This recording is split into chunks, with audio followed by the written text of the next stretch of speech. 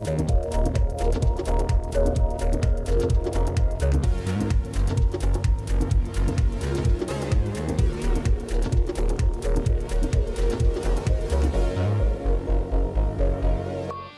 people lose money in forex?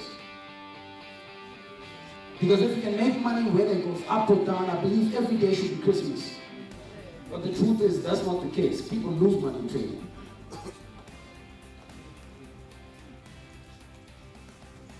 It is because we need to know when to buy and know when to.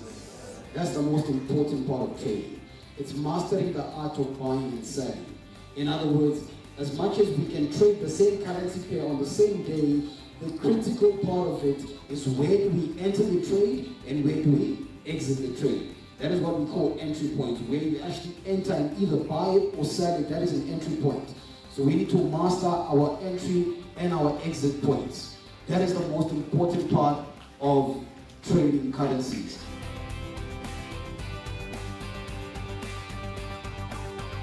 Welcome back to the show. Today we are with Sandile Shezi, founder of the Global Forex Institute.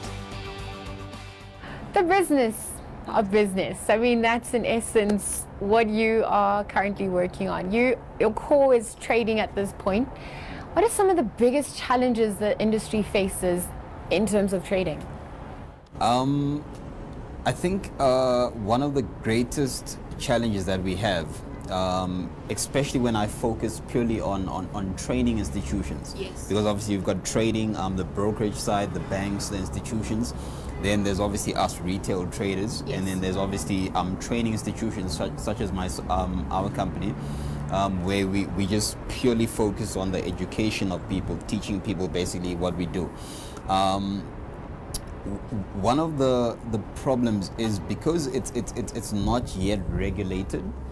It doesn't fall under any regulation at the present moment. We're sort of operating in a gray area. And because we're operating in a gray area, you find that it makes it easy for anyone and everyone to just tap into the industry, without the necessary training or understanding of what they're doing. And that is obviously one of the main things that have led to so many scams and fly-by-nights in this industry. About anybody can do it. You can literally just come up with a logo. You don't even need to register a company. I know people that go around collecting people's money, telling they're going to invest for them, and that's the end of it. How do you ensure your business has that trust and credibility, that obviously doesn't mingle in those sorts of scams? Look, we try by all means to set ourselves apart, and I think that is what has kept us as one of the leading institutions in Africa till this day. It's simply because whatever happens, we're not part of the hype. We have remained true to our vision and who we are from day one until today. And as much as there might be issues along the way, we don't compromise that. And one of the things being, as an institution, we will never get to a point where we are even tempted to take investments from people until the day we are licensed to do that. And hence, anybody who walks into offices and says, Sandy, look, I've got $1 million or $2 million.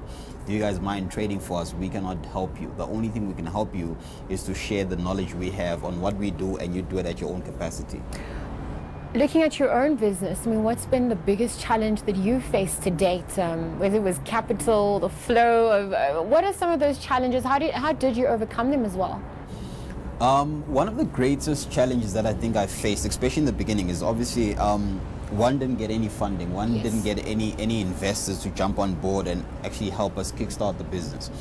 So I literally financed everything from my personal capacity, and that really sort of squeezed my cash flow to a point that every little penny I was making had to go into the business. And at the time when we started, obviously the business wasn't generating much, because there's me, the trader, trading, and my personal capacity, then there's the company. Yep. So whatever cent was made here was pumped into the company, which the company wasn't generating those returns. And I remember there was a time where one had to make a decision, whether do we close the office or do I compromise on my daily life. And I remember I had to try and sell a lot of my own personal assets, get rid of a whole lot of things, just so I can refinance the business and keep moving. And I've had quite a rough time. I remember there was a very tough 4 months where I was literally taking public transport, and people didn't know this. You know, they thought Sandile still fine. He's got a car, he's got everything. But I mean, those were early days. One has learned from those mistakes, and we've grown. What do you think some of the biggest misperceptions out there regarding trading? Because it's money at the end of the day, and it can be quite a daunting experience. I think the biggest challenge we have as an industry is that a lot of upcoming traders and people who are running similar institutions as us have got to the point where we've misrepresented trading in the industry, and in fact in society, in terms of majority of people are sort of selling the lifestyle of trading rather than actually presenting trading to the people. Because the truth is, trading, there's nothing fancy about trading. It's not a fancy industry at all. I mean, it's the financial markets. It requires a lot of focus, a lot of time, a lot of effort. And the misperceptions that people have based on how us leaders in the industry portray it is that most people think it's a lifestyle. You know, it's a get rich quick option. You know, look at so and so. He started trading 2 years ago. He's now got 3 cars. You know, but we're not really sure as to what really happens behind the scenes. So I think that's one of the challenges, and that's something we've been working on for quite a while, to make sure that people fully understand that trading, it's a business like any other business. You know, it's got its ups, it's got its downs, it's got its own challenges, but most importantly, it's not something you can get into today and expect to be rich tomorrow. You know, it's a process. It's a process. And obviously you got to accept the process. You got to be part of the process. You got to respect the process, because people who have tried to take shortcuts in what we do, they've literally ended up nowhere.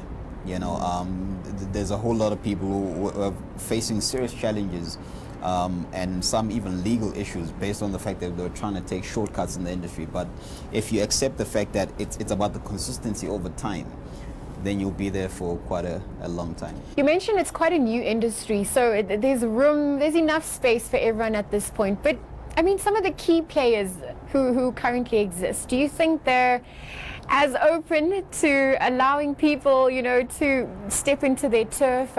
What are some of the barriers to entry that traders or potential traders would experience? In South Africa right now, I think trading is especially retail trading. It's fairly new. A lot of people don't understand it yet, and hence it's easy to enter the industry. Okay. But once you've entered the industry and you've understood the industry better than someone new, you start realizing that we actually have a long way to go. People have no idea as to what trading is. You know, even those who think they know, they have no clue what forex is. And hence, majority of traders in South Africa, we still have a long way to go.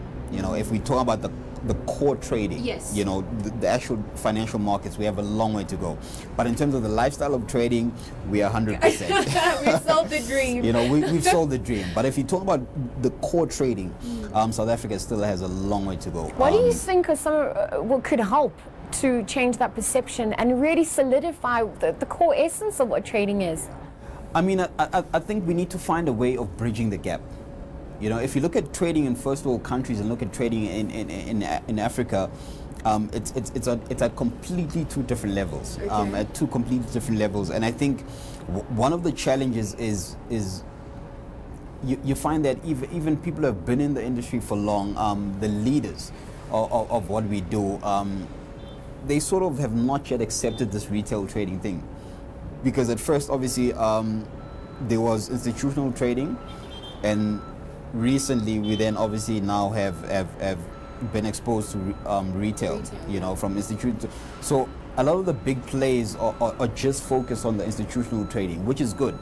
But now the challenge there is that it leaves this whole sort of division of retail traders sort of trying to figure their own way out.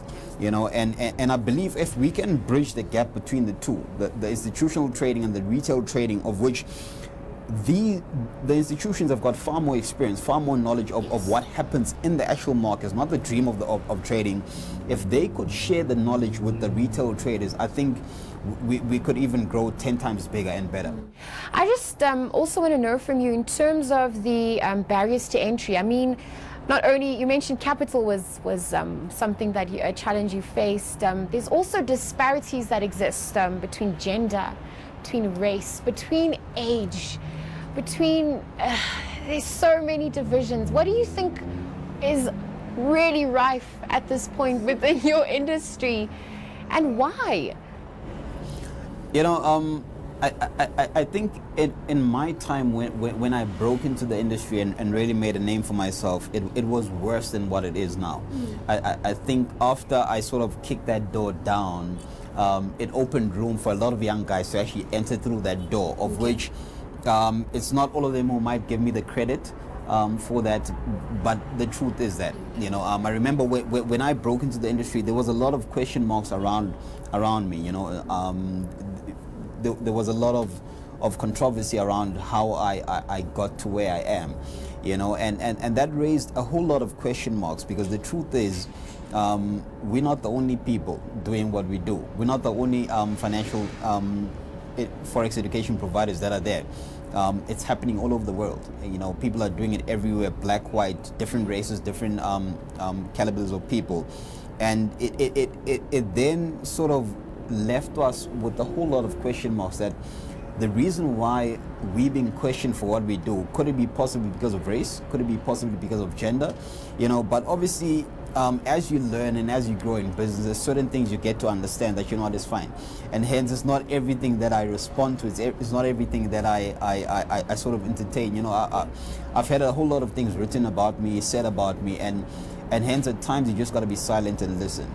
For anybody who wants to enter this industry and just wants to make a success of their own life, what are some, in terms of business and becoming an entrepreneur, what are some valuable words of wisdom you'd like to impart to them today? I think the best thing I could say to anybody think of getting into business in general, as well as trading or any venture you can think of, is to just start. You know, it doesn't matter whether you've got funding, you don't have funding, you've got investors, you don't have investors, your family supports you, they don't support you, people believe in you, people discredit you. It doesn't matter, just get started. Yeah. You know, and the reason why I say get started is that most people believe you got to be perfect before you get started. And if that is your goal, you'll never start. You know, that's why I always say to young entrepreneurs, you don't have to be great to start, but you must start to be great. You know, when I started, I wasn't the Sandile I am today. Yeah. But in order for me to become who I am now, I had to start.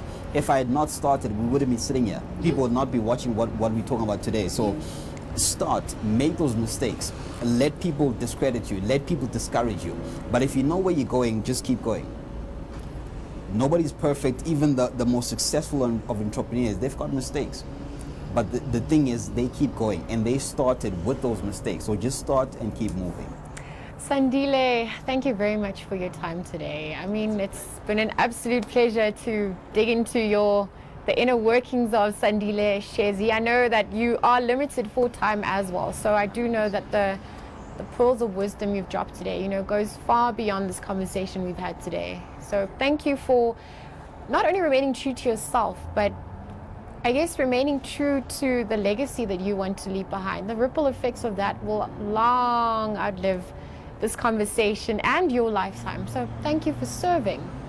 Thank you so much. Thank you so much. In fact, I'd encourage all the young people, young entrepreneurs actually watching or listening to this interview to take a moment, go into our foundation website, which is where basically I get to work with other young people, get to empower other young people, because unlike many other charity organizations, we don't look at the physical.